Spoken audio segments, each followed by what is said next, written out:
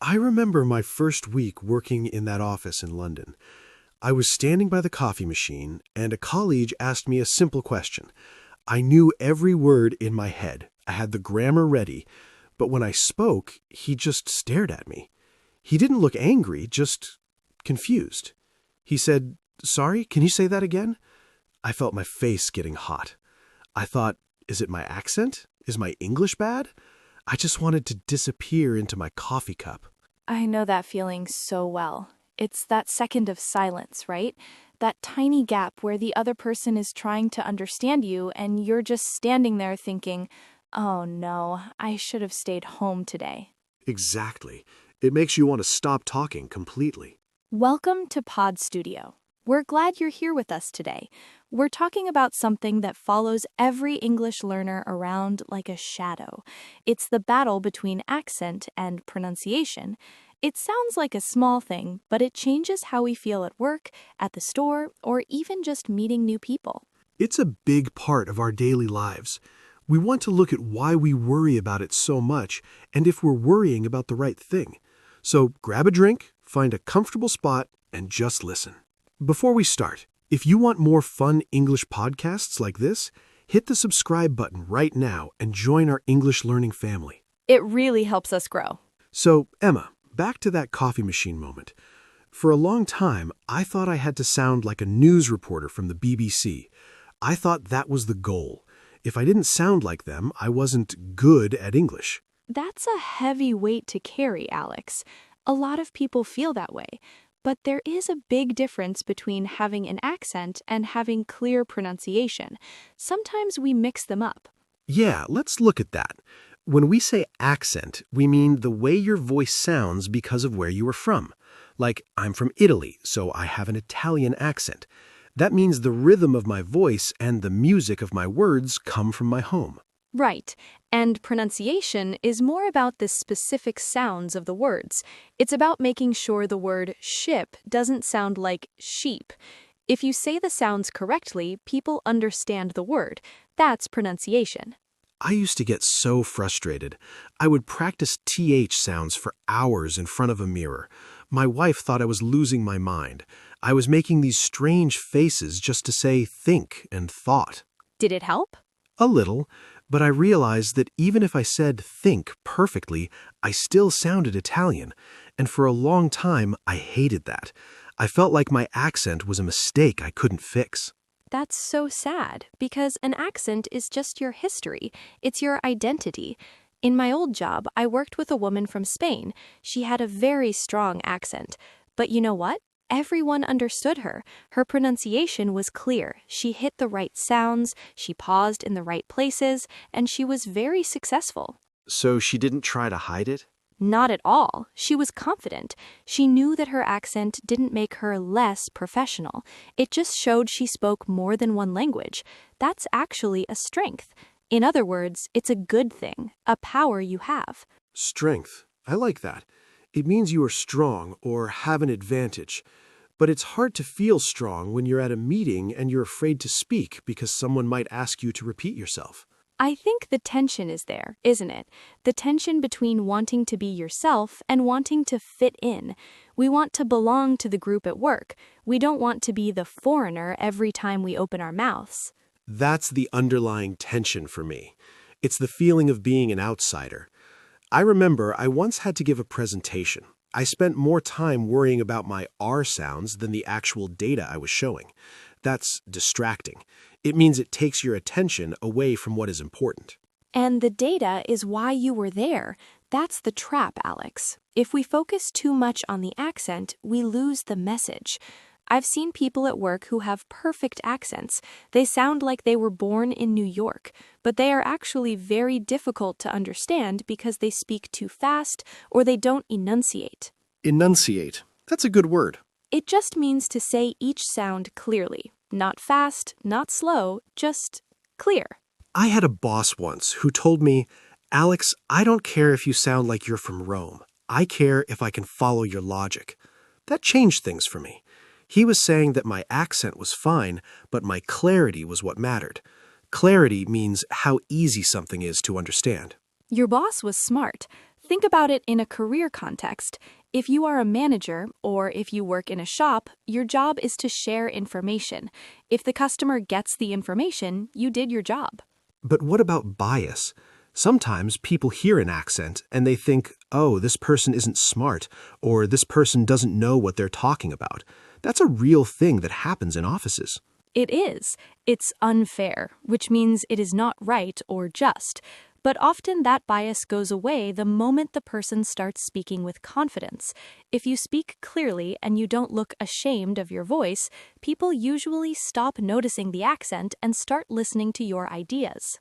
I suppose it's about how we carry ourselves. Like if I walk into a room and I'm mumbling. Mumbling is when you speak quietly and not clearly, like you're talking to your chest. People mumble when they're nervous about their accent. Exactly, and that makes the problem worse, because now not only do I have an accent, but I'm also not speaking loud enough for anyone to hear the words. So they ask, "What?" And then I feel even more nervous. It's a vicious circle. A vicious circle is a great expression. It means a problem that creates another problem, which makes the first problem even worse. You're nervous, so you mumble, so people don't understand, so you get more nervous. So how do we break the circle? I think it starts with acceptance, just accepting that you will always have a bit of your home language in your voice, and that's okay. Instead of trying to delete the accent, we should polish the pronunciation. Polish, like cleaning a shoe until it shines. Exactly. You don't change the shoe, you just make it look its best. You make the sounds clear. You practice the word stress. You know, which part of the word is louder. For example, photograph versus photographer. Oh, that's a big one. I used to say comfortable for a long time. People knew what I meant, but it sounded a bit clunky. Clunky means it doesn't move smoothly, like an old car. A clunky word, I like that. But when you learned to say comfortable, did you feel more professional? I did. I felt like I had better tools for my job. It's like being a carpenter. You can have a hammer, but if you know how to use it perfectly, your work looks better. Clear pronunciation is just a tool for your career. Let's talk about a real-life situation. Imagine you're on a Zoom call. The audio isn't great. There are 10 people watching. You have to explain a problem with a project. In that moment, do you think about your accent? In the past, yes, I would be self-conscious. That means I was thinking too much about myself and how I looked or sounded to others. I would think, do I sound like a child? Do they think I'm uneducated? And that makes you lose your flow. Your flow is the natural way you speak without stopping. Now, I try to focus on connection instead of perfection. I think, am I connecting with Emma? Does she understand my point? If I see you nodding, I know I'm doing fine. If you look confused, I just try a different way to say it. I might say, let me put it another way. Or, in other words, That's so much more relaxed. And when you're relaxed, your English actually gets better. Your muscles in your mouth aren't so tight. it's true. When I'm stressed, my Italian accent gets much stronger. My P sounds and T sounds get very sharp. That's funny. For me, when I'm tired, I start to speak much slower and I lose my intonation. Intonation is the way your voice goes up and down when you speak, like a melody. If you have no intonation, you sound like a robot. Exactly, and people stop listening to robots after a while. They zone out. That means they're looking at you, but their mind is thinking about what they want for dinner. I've zoned out in many meetings, but usually it's because the speaker is reading from a screen and not engaging with the audience. To engage means to pull people in and make them interested. You can engage people even with a very strong accent.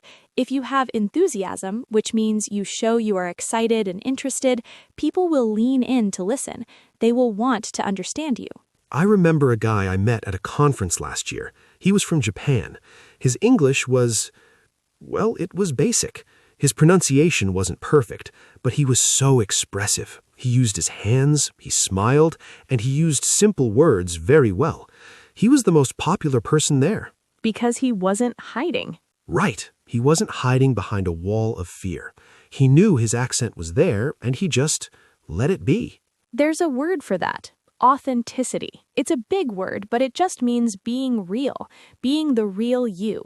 In a career, people value authenticity. They want to work with a real person, not a perfect English machine. But Emma, we have to be honest. In some jobs, pronunciation really matters. If you're a doctor, or if you work in safety, or if you work at a call center, you can't have people guessing what you said. You're right, there is a limit. If your pronunciation is so heavy that it blocks the meaning, then it becomes a problem for your career. Heavy, in this case, means it's very thick or hard to get through. So it's not about being perfect, it's about being functional. Functional means it works, it does the job it needs to do. I like that. Functional English. If I can order my lunch, talk to my boss, and tell a joke to my friend, my English is functional.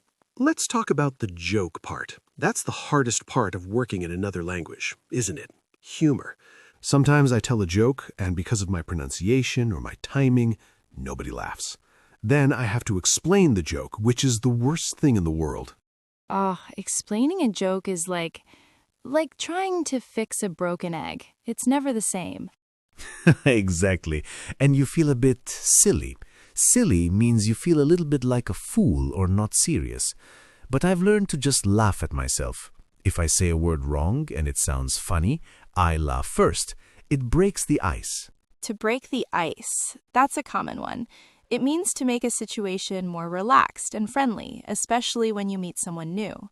If I say, sorry, my Italian tongue is getting stuck today, people smile. They relax. They realize I'm human.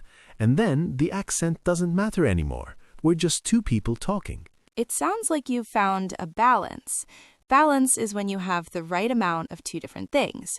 You have your accent, which is your personality, and you have your clear pronunciation, which is your professional tool. It took a long time to find that balance. I used to feel guilty when I didn't study my pronunciation every day. I felt like I was being lazy. Why guilty? I felt I owed it to my company to sound better. But then I realized I owe it to my company to do good work, and I can do good work with an accent. I think a lot of our listeners might feel that guilt too. They come home from a long day of work, they are tired, and they think, I should watch a video on how to say world and word correctly. World and word, those are tricky ones. Tricky means they are difficult or have a hidden problem. They are, but if you're too tired, you won't learn. Sometimes the best thing for your English is to just rest, to let your brain process what you heard during the day. Processing is like a computer saving files. Your brain needs time to put the new words in the right folders. Exactly. So if you're listening to us right now after work, don't feel pressured to learn 1,000 new things. Just let the conversation wash over you. I want to go back to the career part for a moment. Have you ever noticed that some accents are popular? Like in the US, some people love a British accent. They think it sounds sophisticated. Sophisticated. That means smart, elegant, or high class. Yes, it's true. It's a double standard. A double standard. What does that mean? It means a rule that is different for different people. For example, if a person from France has an accent in English, people might say, oh, it's so romantic. But if a person from a different country has an accent, people might say, I can't understand them. It's not fair, but it happens. It does. And that's why I think focusing on pronunciation is safer, because clear pronunciation is universal. It doesn't matter where you are from. If you say the sounds clearly, everyone wins. It's like neutral ground. It's a place where everyone can meet. I once had a colleague from India. His accent was very strong, very fast. At first, I had to really concentrate. To concentrate means to give all your attention to something. But after 2 days, I didn't even hear the accent. I just heard his great ideas. That's because your brain adjusted. To adjust means to change a little bit to fit a new situation. Our brains are very good at adjusting to accents if we just stay patient. So if you're a learner, you have to be patient with yourself too. Yes, and patient with the people listening to you. If they ask you to repeat something, don't take it personally. Taking it personally means feeling that someone is attacking you or criticizing you as a person. Right. Most of the time, they just want to make sure they got the information. They aren't thinking, Alex has a terrible accent. They're thinking, I want to know what Alex said because it's important. That's a much healthier way to look at it. Healthy for your mind. I think we also need to talk about listening, because to have good pronunciation, you have to be a good listener. Oh, definitely. I started listening to podcasts like this one, not to learn grammar, but to hear the music of English. I would listen to how people end their sentences. Do they go up? Do they go down? And did you try to mimic them? To mimic means to copy someone's voice or actions. Yes, I did. I would walk my dog and whisper sentences to myself. My dog thought I was talking to him. He was very happy, but he was probably also very confused. But mimicking is a great technique. A technique is a specific way of doing something. It helps your mouth muscles get used to new movements. It's like gymnastics for your mouth. It really is. Some English sounds are not in our home languages. My friend from Japan told me that the L and R sounds feel like they're in a part of the mouth he never uses. I feel the same about the th sound. In Italy, we don't really have that blowing air through the teeth thing. It felt unnatural at first. Unnatural means it doesn't feel normal or easy, but with time it becomes a habit. A habit is something you do without thinking because you've done it so many times. Now, I don't think about th anymore. It just happens. But I still have my Italian rhythm, and I've decided to embrace it. Embrace. That's a beautiful word. It usually means to hold someone in your arms, but in this case, it means to accept something with happiness. Yes, I embrace my accent because it tells people I have a story. It tells them I've worked hard to learn another language. It shows I am brave. It is brave. Speaking a second language at work is a huge achievement. Huge means very, very big. We should celebrate that more. We should. We often focus on what we can't do. I can't sound like a native. I can't remember that word. But we forget what we can do. I can lead a meeting in my second language. I can solve problems in a different culture. That's the mindset shift we need. A mindset is the way you think about things. If your mindset is, I am a learner and I'm improving, you will feel much better than if your mindset is, I am failing because I have an accent. I think about my career now, and I realize that my accent has never stopped me from getting a promotion. My communication skills were what mattered. Communication is more than just sounds. It's eye contact, it's listening, it's empathy. Empathy is a big one. It means understanding how another person feels. If you have empathy, you can tell when someone doesn't understand you, and you can kindly fix it. Exactly. So to our listeners, if you're worrying about your accent today, maybe take a deep breath. Just one. Maybe even two. Ask yourself, can people understand me? If the answer is mostly yes, then you're doing great. If you want to improve your pronunciation to be even clearer, go for it. But do it because you want to be effective, not because you're ashamed. Effective means getting the result you want, and ashamed means feeling bad about yourself. Those are two very different reasons to study. One comes from growth, and the other comes from fear. Growth is always better. I'm thinking about a person listening to this right now. Maybe they're on a bus or they are washing the dishes. They might have a big interview tomorrow. What would you say to them about their voice? I would say your voice is your own. It's unique. Unique means there is nothing else like it. Use it with confidence. Even if you make a mistake, say it with a smile. People respond to the energy you give, not just the sounds you make. That's true. Energy is contagious. Contagious usually means a cold or a flu, but it can also mean a feeling that spreads to other people. If you feel confident, they will feel confident in you. And if you forget a word, just describe it. If you can't remember the word for stapler, say the thing that puts papers together. It's totally fine. I do that all the time. I call it creative English. Creative English is a lifesaver. A lifesaver is something that helps you in a very difficult situation. It really is. I think we've covered a lot today, Emma. We talked about how accent is your history and pronunciation is your tool. And how clarity is more important than sounding like a native speaker. It's been a very reflective conversation for me. Reflective means thinking deeply about things. It makes me look back at that guy by the coffee machine years ago and want to give him a pat on the back. He did okay, Alex. He turned out just fine. He did. And to everyone listening, you are doing okay too. Every time you listen to a podcast, every time you try to speak, you are building your future. It's a slow process, but it's happening. A process is a series of steps. You can't skip the steps. You just have to walk them. And we are happy to walk some of those steps with you. It's been a pleasure sharing this time with you today. It's nice to just talk. No tests, no grades, just a conversation between friends. That's what Pod Studio is all about. We want to be that voice in your ear that says, "It's okay, you're doing well, keep going." We hope this makes you feel a little bit lighter as you go about your day. Lighter means you have less worry or stress. Before we go, just take a moment to think about one thing you are proud of in your English journey. Maybe you understood a whole movie, or maybe you just learned a new word today. Hold on to that feeling. It's more important than any accent. Well, the sun is starting to set here, and I think it's time for a real coffee, not the one from my old office. A good idea.